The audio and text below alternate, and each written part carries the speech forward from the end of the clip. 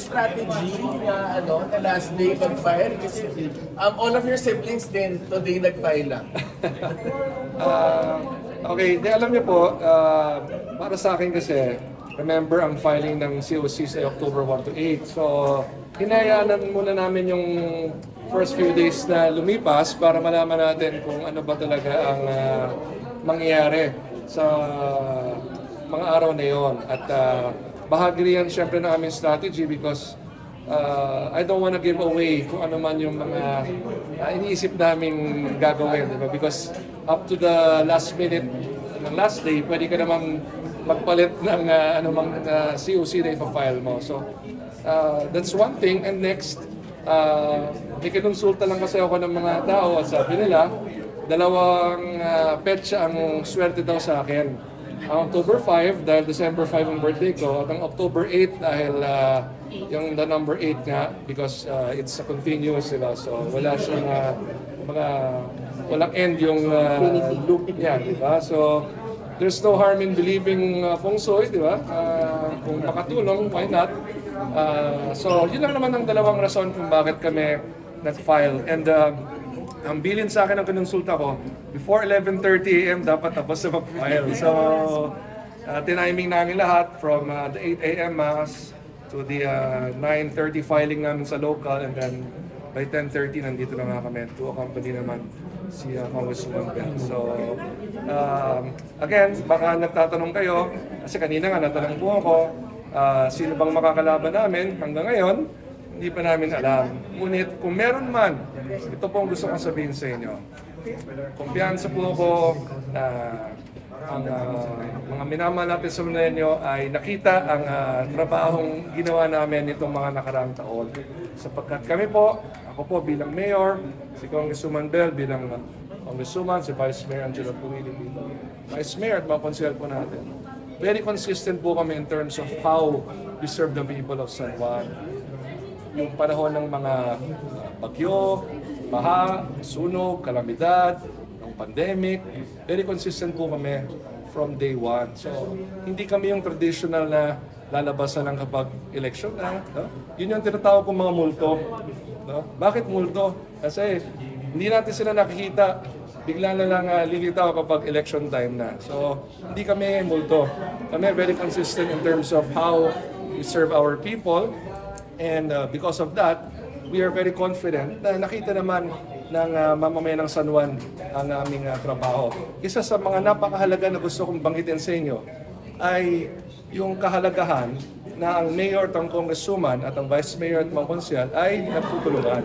Sapagkat sa maraming pagkakataon, at ito makikita ninyo sa ibang lungsod, ibang bayan, ang Mayor at ang Congresswoman minsan ay hindi nagtutulungan, minsan ay magkatunggali. So sino ang kawawa, sino ang dehado ang ating mga mamamayan? Yan po ay bagay na hindi nangyari sa San Juan from 2019 up to present. Dahil po ang mayor at ang congressman, at ngayon naman po mayor at ang congresswoman, ay nagtutulungan. So kung ano mang national government funding ang nakukuha ni Congresswoman Bell, ay ating naipapatupad sa lokal na pamahalaan. Dati po kasi naranasan ko, personally, nung ako po yung vice mayor noon, at ang aking ama noon ay congressman, marami po siyang pondo from the national government, from DPWH, na hindi po pinapatupad noon ng mga nakarang administrasyon. So millions and millions of funding from DPWH reverted to the national government simply because hindi po ini-issue ng permit, ayaw i-process yung mga application po for infrastructure projects. So kawawa ang ating mga mamamayan. So that's something we experienced before. Kaya nga ho ngayon na nakita na ng San Juan, ano pala ang ginhawa para sa mamamayan kapag ang pondo ng national government at ang pondo ng local government ay pinagsama. Kaya nga po noong 2022, we won 15-0 from Mayor, Congresswoman, Vice Mayor to all 12 councilors. And for 2025, I'm very optimistic that we will do it again. Sapagkat nakita na po ng San Juan ano ang kahalagahan na magkakampi nga at nagtutulungan ang Mayor, Congresswoman, Vice Mayor at mga konsehal. At kaming dalawang magkapatid, nagmamahalan kami. Tandaan nyo, bilang magkapatid, dapat nagmamahalan kayo. Kasi minsan po, may mga magkakapatid, sila nag-aaway, sila nagbabangayan, di ba? kami po, we are a very good example of siblings who love each other. Kasi maganda po ang pagpapalaki sa amin ng aming mga magulang, ng aming ama. Kaya kita niyo po, yung very, very strong relationship namin as brother and sister ay nagre-reflect dun sa service namin na ibibigay. Kasi kung maganda po ang relasyon ng magkapatid na mayor at congresswoman, ang resulta po ay hindi kami nagkokompetensya, no? Hindi kami nagsisiraan, hindi kami nagbabangayan. Pagkus, yung pondo ng lokal na pamahalaan at pondo ng pamahalang nasyonal ay napapagsanib puwersa natin. Sino nakikinabang? Ang ating mga mamamayan. Sir, as a local chief executive, ano pong mensahe po ninyo doon sa ating pong bago talagang DILG secretary? Oh, of course, I would like to congratulate our new DILG secretary, former Cavite Governor, John Vic Remulla. I wish him all the best. Alam niyo po, nakita ko lang siya nung isang gabi sa laban ng Lasal at UP. So, Sec John Vic, wag po kayo magagalit na nanalo po ang Lasal. Peace po tayo. So, I'm very, very happy to have him as our new DILG secretary. Napakahaba ng kanyang karanasan bilang isang lingkod publiko at hindi ho ganong kadali ang maging governor ng isang lalawigan gaya ng Cavite na malaki, maraming mga mamamayan. So in terms of experience, ay alam naman natin meron siya niyan. And I'm very, very excited to work with him. Bilang mayor, syempre, ang DILG secretary ang aming boss. So I'm excited really to work with him. At kung ano man ang mga proyekto programa ng DILG na gusto niyang ipatupad, ay full support naman po kami sa kanya. Mayor, priority programs if ever you get elected.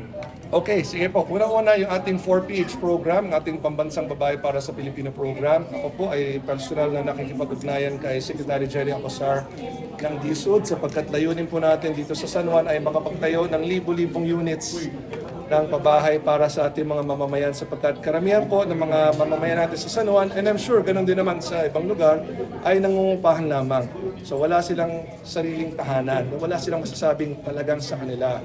So what we will really do is to push to be able to provide for thousands of units through high-rise buildings. So personal pa tayo nakipag-ugnayan kay Secretary Jerry Acosar para dyan. Next, ang ating pong multi-level sports complex. So, for the first time, San Juan will have a multi-level sports complex. Magkakaroon po yan ng isang 25-meter, 5-lane swimming pool.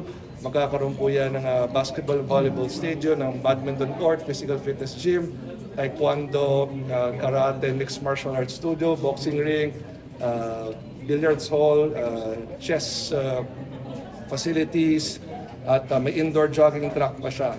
So, magkakaroon po tayo rin ng bagong local government center. Basically, it will be our City Hall Annex. Sapagkat hindi po kasya lahat ng mga tanggapan sa City Hall namin ngayon. So, we will be building an annex for the departments that cannot fit in City Hall. Magtatayo rin po tayo ng ating San Juan City Crematorium and Columbarium. Sapagkat talagang isa sa mga pangangailangan ng ating mga mamamayan pag may pumapanaw sa kanilang pamilya ay yung facilities for cremation. So nakahanap po tayo ng 1,000 square meters within our San Juan Cemetery na pagtatayo